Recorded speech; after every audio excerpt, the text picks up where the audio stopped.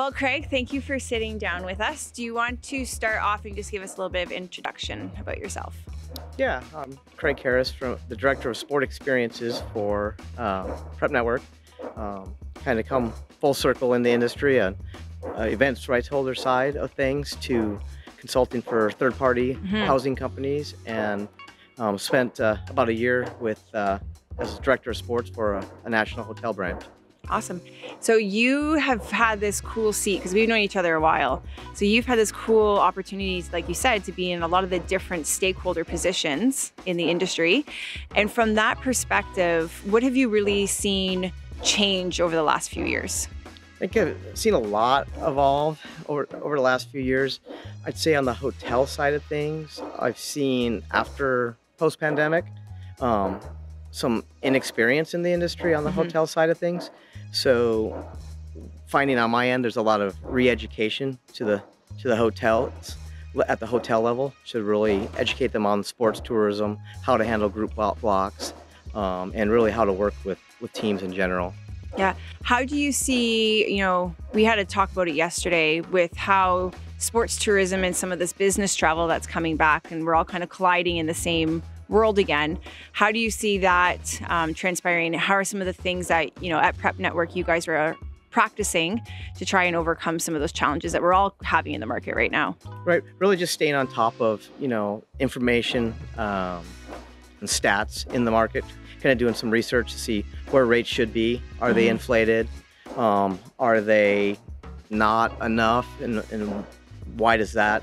What's the flag there? Just to make sure that we're not putting our teams into a bad spot, sort of speak, but really just staying up on the industry and holding hotels accountable, kind of gently reminding them of kind of what's kept, the lights on over the last few years, and the importance of the sports tourism industry as a whole. Yeah. Where do you see sport tourism going over the next few years? We've made a lot of big changes, even in the years that I've been involved. Where do you see it going? I mean, the growth will continue. Yeah. I think on the housing side, I think we're going to see rebates become a hot issue. I think, the broad range that I've seen from each side is anywhere from $5 to $50, and really educating the rights holders and how that impacts rate for the teams themselves. So somebody has to pay for it, and Absolutely. The hotel, as they're trying to get their renovations back on track, they have more important places to put their revenue, so they're not going to be as willing to pay those out. It's such an interesting conversation, because we've heard it once all the commissions got restructured, right? With all the 7 and 10%. It's been an interesting conversation that's been had, is could the same thing happen with rebates? Could that actually be standardized by the hotel chains? What do you think? I think it's coming. I think there's going to be a cap. Yeah. It's just a matter of when on that, especially as contracts ask for rate integrity, and they don't want to be sitting empty.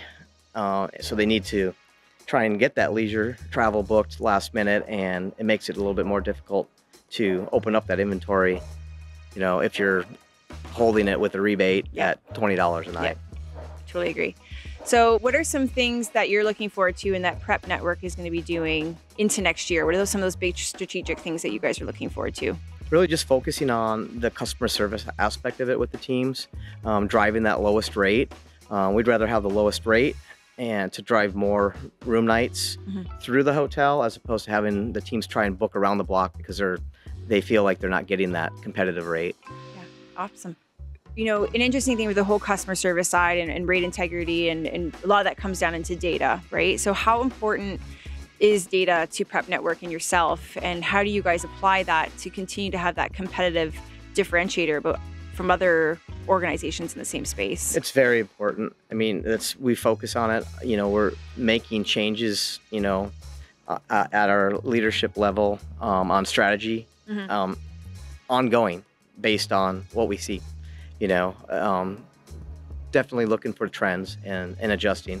Not waiting for the event season to end. How do we adjust it now to provide the best experience for them. What are some of those key metrics that you guys look at? You know, for us, we're always looking at reservations per travel team, that rate integrity, you know, conversion from blocks and into room nights. What are some of the big ones that you guys focus on? I'm looking for, you know, how many rooms booked per team is a big one, key indicator for me.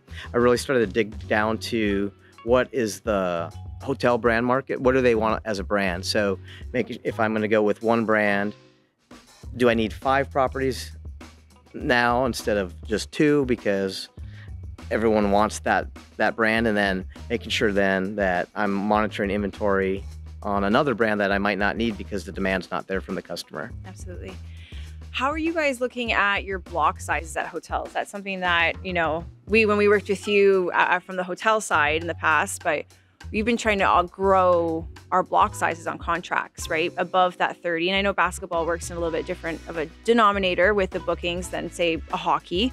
But how are you guys looking to try and maybe grow some of your contract sizes as you're trying to bring in, you know, more teams to specific hotels? Right. With data, really just driving, all right, here's a historical pattern of what's been blocked and what the pickup is. So internally setting metrics that we're fulfilling the blocks higher than what an attrition rate would be. So then I can go back and say, I don't need attrition in my contract because my historical data says I picked up 90, 95%, 100% of the block. Do you guys do a lot of work with attrition?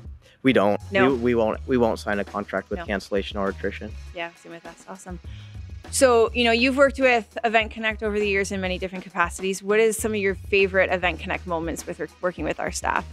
I think the organization and professionalism, you know, and really just building a relationship with everyone internally at a level where, you know, I know about the kids, I know about what's going on, and it, you know, that's the biggest part of, I think, our industry is relationship, you know, not hiding behind an email or necessarily a phone call, but really just kind of continuing dialogues at trade show conferences, things like that. Awesome. Perfect. Well, thank you for joining us. We appreciate it, and hope to work with you and Prep Network in the future. Right. Well, thank you for the time. Awesome. Perfect.